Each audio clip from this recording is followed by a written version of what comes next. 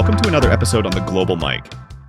We're diving into a tough one today. Yeah. A recent plane crash in Washington, D.C. Right. We're going to try and make sense of what we know so far from the sources you provided. Okay. Focusing on the facts and information available while being sensitive to the gravity of the situation. Absolutely. It's certainly a complex situation, especially with the investigation still underway. Absolutely. Yeah. First, can you give us a basic overview of what happened, the aircraft involved, and where it happened? Certainly, it was a mid-air collision between an American Airlines CRJ-700, Flight 5342 from Wichita, Kansas, Wow. and a U.S. Army's Sikorsky H-60 Black Hawk helicopter. Oh, wow. This happened around 9 p.m. local time, Okay. tragically ending with both aircraft crashing into the Potomac River Oh, gosh. near Ronald Reagan Washington National Airport. The Potomac River? Yeah. That must have made things incredibly difficult for the first responders. It did. The icy conditions and the wreckage being submerged in the river presented immense challenges. Yeah. Sadly, the mission quickly shifted from finding survivors to recovering bodies. That's just heartbreaking. Yeah. And you said this was a mid-air collision? Uh-huh. What kind of details do we have about how this could have happened?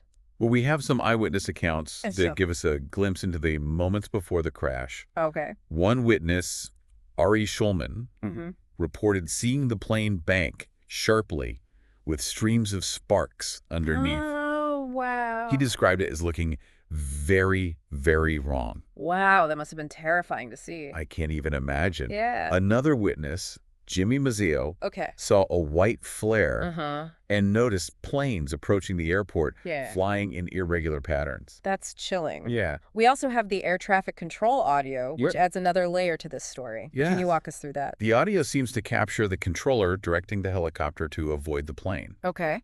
There's a clear warning from the controller, Mm-hmm. and the pilot confirms they're aware of the plane. Right. However, moments later, the collision occurs. That's incredibly confusing. Right. So if the pilot acknowledged the warning, what could have gone wrong? That's what investigators are working to determine. Right. Some analysis from CBS News suggests the helicopter might have been flying above its permitted altitude. However, we also have conflicting reports about the air traffic control staffing at the time. Conflicting reports. Yeah. Can you elaborate on that? The New York Times, Oh, okay. citing a preliminary FAA report, Mm-hmm. states that staffing levels weren't what they usually are.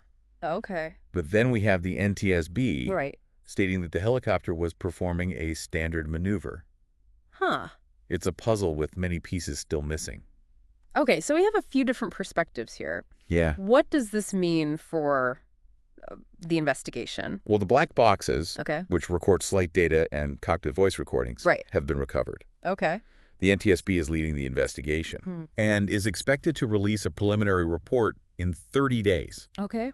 They'll be looking into potential human error Right. if the helicopter was in the correct flight path and at the appropriate altitude, Okay. all in an attempt to piece together what led to this tragic event. That's a lot to unpack. It is. I imagine this crash has garnered quite a bit of national attention. Absolutely. President Trump even made a statement Oh, wow. expressing the country's mourning Uh-huh. and speculating about potentially lower hiring standards for air traffic controllers under previous presidencies. Of course, we're not endorsing those views, simply reporting what's been said. Exactly. Anything else from the president? He also announced Chris Rocheleau as the temporary head of the FAA, Okay. a position that had been vacant since his inauguration. Wow. This event seems to be bringing to light various aspects of the aviation industry beyond this one incident. It's certainly raising a lot of questions. Yeah. Speaking of the aviation industry, Right. you mentioned President Trump's comments about safety standards. Does this crash say anything about the overall safety record of U.S. air travel? Good question. It's important to note that major air incidents like this are actually relatively rare in the U.S. Okay. Reuters compared this crash to the one in Buffalo, New York, back in 2009. Okay. However, this incident does highlight the unique complexities of the Washington, D.C. airspace. What makes the D.C. airspace so complex? Well, it's a hub for domestic and international traffic. Okay. Plus, you have presidential flights, Yeah. military activity around the Pentagon. Right. It's a lot to manage. Yeah.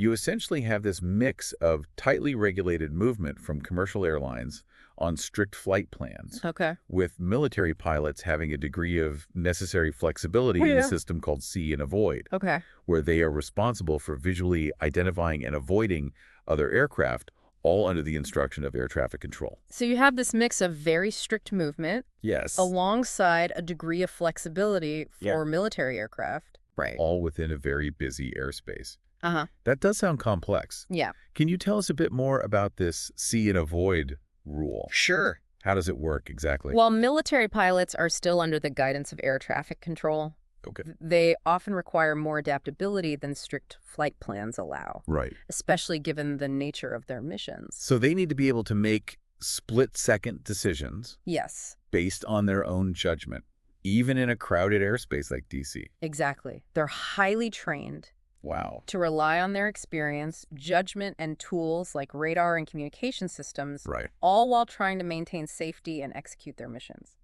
That raises an important question for me. Right. How do you balance that kind of freedom Right. with the need to prevent accidents like the one we're discussing? That's a key question investigators will be considering. Yeah. Part of it involves refining training procedures, improving communication protocols, and possibly even exploring new technologies. That can enhance those see and avoid capabilities. New technology, you say? Yeah. What kind of advancements could we be looking at? There are a few promising areas. For example, collision avoidance systems are becoming incredibly sophisticated. Wow. Some can even automatically take evasive maneuvers if a collision is imminent. That sounds like something straight out of a sci-fi movie. Yeah. Yeah, it's pretty amazing. But wouldn't that take away some of the pilot's control? It's a valid concern. Yeah. And it's something that requires careful consideration. Right. It's about finding the right balance between automation and human oversight. Right. The technology should act as a safety net, not replace the pilot's judgment altogether. That makes sense. Yeah. It seems like we're talking about a lot of moving parts here. Right. From pilot training to air traffic control to the technology on board these aircraft. Exactly. As we wait for the NTSB's findings, Uh-huh. what would you say are some of the key takeaways we can learn from this tragedy so far? I think one crucial takeaway is the importance of continuous improvement in aviation safety. Even in a country with a strong safety record like the U.S., Yeah. there's always room for learning and enhancing procedures. It's like a reminder that complacency has no place in aviation. Absolutely. Yeah. Another important aspect is the human factor. Okay. As we've discussed, technology plays a crucial role, Right. but ultimately human actions and decisions are at the heart of aviation safety. This crash certainly highlights the importance of thorough training, Yes. clear communication, Yes. and sound judgment, both in the cockpit and on the ground. Couldn't agree more. It's also a reminder that accidents often involve multiple contributing factors. Right. It's rarely a single point of failure. It's usually a chain of events. So it sounds like investigators will be looking at the why behind each decision and action leading up to the collision. Precisely. They'll be piecing together a complex puzzle, Right. examining everything from pilot training records to air traffic control logs Yeah. to the maintenance history of both aircraft. That's a massive undertaking. It is. But it's essential to get those answers, not just for the sake of this specific incident, Right. but for the future of aviation safety as a whole. Absolutely. It's a reminder that even with advanced technology, Yeah. the human element is still a crucial factor. Absolutely. This crash brings to light a critical question for the future. Okay. How do we best manage the evolving relationship between humans and increasingly complex technology? That's a great point. Yeah. It makes me think of self-driving cars. Oh, interesting. We're on the verge of this huge technological change, Right. but there are still so many questions about how human drivers will interact with these vehicles. Right. It almost feels like a parallel to the see and avoid concept we were discussing earlier. It's a perfect example. In both cases, we're essentially entrusting complex algorithms Right. with navigating potentially dangerous situations. Yeah. Yet at the end of the day, there's still a human element involved in programming those algorithms, monitoring their performance, Yeah, okay. and responding to unexpected events. So the question becomes, Right. how do you balance the capabilities of technology Yeah. with the need for human oversight and intervention? But how do you design systems that allow both to work together effectively. Exactly. That's the challenge. It is. It requires a deep understanding of both the technology and the human factors involved. Absolutely. It seems like we're entering an era where understanding this interplay between humans and technology is more critical than ever. Absolutely. And it's not just about mitigating risks and preventing accidents. Sure. It's also about harnessing the combined power of human ingenuity and technological innovation Right. to create safer, more efficient, and ultimately more equitable systems for everyone. So how do we do that? Yeah. How do we move forward in a way that maximizes the benefits of technology while safeguarding against its potential pitfalls? Right. It feels like a tightrope walk. It is a delicate balance. I think it starts with recognizing that technology is a tool. Okay. And like any tool, it can be used for good or for ill. Right. It's up to us to shape its development and deployment in a way that aligns with our values and priorities. I see. We have to ask ourselves some tough questions. Okay. What are the potential consequences of a given technology? Mm-hmm. How will it affect people's lives? Right. Who benefits from its development and who might be left behind? Those are really important questions. Here you are. It's not just about the technological advancements themselves, Right. but about their ethical considerations and social implications. Absolutely. It seems like we need a new kind of literacy, a way of understanding and evaluating technology that goes beyond just knowing how to use it. I think you're right. We need to think critically about the assumptions embedded in technology, Okay. the biases it might perpetuate, Mm-hmm. and the potential unintended consequences. Right. This tragedy, while heartbreaking, presents us with a valuable opportunity for reflection and learning. Okay. It reminds us that even in our increasingly complex world, Yeah. human choices and actions matter deeply. And that understanding the interplay between humans and technology is essential for navigating the challenges and opportunities ahead. Exactly. As we delve further into this topic, Okay. let's consider a specific example that brings this intersection of humans and technology into sharp focus. Okay. The world of finance. Okay. Consider algorithmic trading, Okay. where complex algorithms make split-second decisions that can move billions of dollars. That's fascinating. Algorithmic trading always seemed like a bit of a black box to me. Yeah, it can be pretty opaque. What are some of the key things to consider there in terms of this human-technology interplay? Well, it's a world where speed and efficiency are paramount. Okay. Algorithms can process vast amounts of data and execute trades far faster than any human trader. Right. But the question is, how do you ensure these algorithms are making responsible decisions? How do you prevent them from triggering a flash crash? Right. Or manipulating markets? So there's a need for human oversight even in a system that's designed to be automated. Absolutely. You need skilled professionals who understand both the technology and the financial markets to monitor these algorithms, Right. interpret their behavior, and intervene when necessary. It's a delicate dance between leveraging the power of technology and maintaining human control. And it seems like that dance is becoming increasingly common in a variety of fields, Absolutely. from healthcare to transportation to finance. Right. We're relying more and more on complex systems Yeah. where humans and technology are deeply intertwined. You've hit the nail on the head, and as these systems become more complex and interconnected, Yes. the stakes become higher. Exactly. A single error, Right. whether human or technological, can have cascading effects across entire industries or even global markets. It's true. That's a sobering thought. It makes you wonder, are we adequately prepared to manage this growing complexity? That's a question we all need to be asking ourselves. Mm-hmm. It requires a shift in mindset, a recognition that technology is not a panacea, but a tool that needs to be carefully managed and integrated into our systems. It sounds like we need to rethink our approach to education and training as well. I agree. We need to equip people with the skills and knowledge to understand and navigate this complex landscape. Absolutely. Yeah. We need to foster a new generation of thinkers Got who are comfortable working at the intersection of technology and human systems.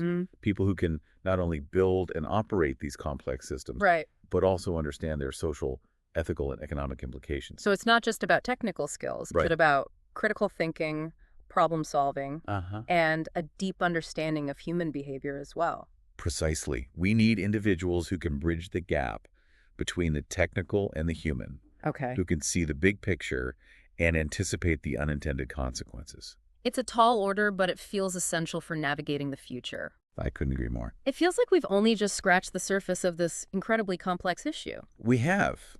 And yet this conversation has already revealed so much. Right. Starting with a tragic plane crash, we've explored the intricate relationship between humans and technology. Yeah. A relationship that's becoming increasingly central to how our world functions.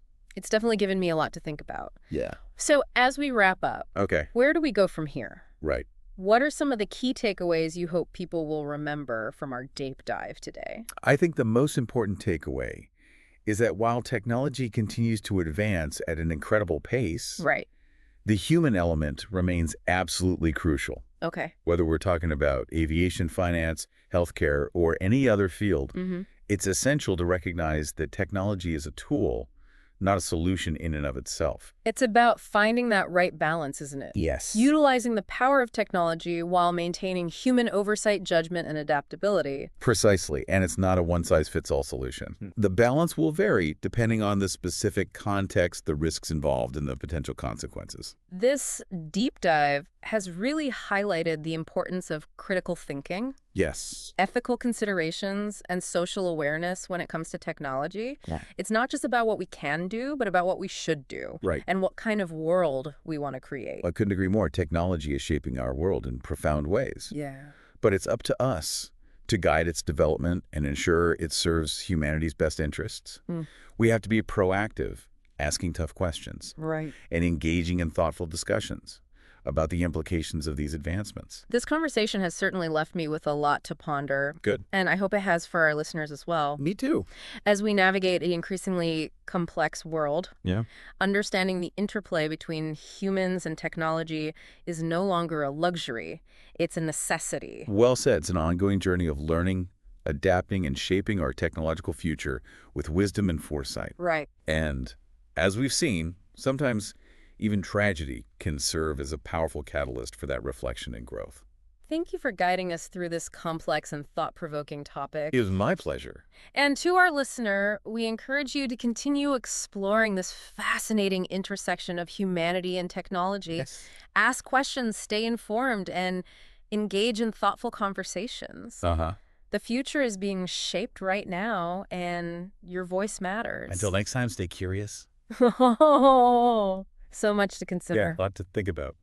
You know, as we wrap up this deep dive today, what are your final thoughts? Like, what do you really hope people will remember from what we've discussed? Oh, I think the biggest thing is that even though technology is always changing and getting more advanced, we can't forget about the human element. Right, what we were talking about before. Exactly. Like, we can't just rely on the technology alone. It's got to be both. Exactly. It has to be both working together.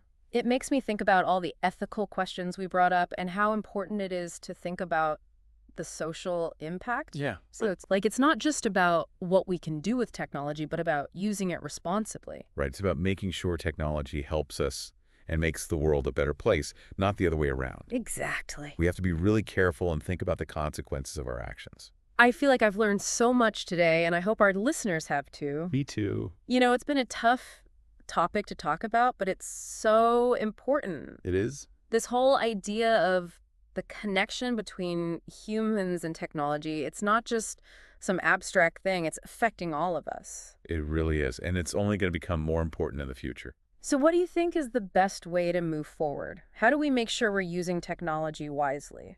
Well, I think it starts with education. Yeah. Like, we need to make sure everyone understands how technology works and how it impacts our lives. Right, and not just the technical stuff, but like you were saying before, the ethical and social sides of it too. Exactly. And we all need to be having these conversations about technology and its role in society. Absolutely. We can't just leave it to the experts or the policymakers. Everyone needs to be involved. Yes, everyone has a role to play. Well, this has been an incredibly thought-provoking deep dive. It has. Thank you so much for joining us today and sharing your expertise. It was my pleasure. Thanks for having me. And to our listeners, we encourage you to keep learning and keep asking questions about the world around you. That's right.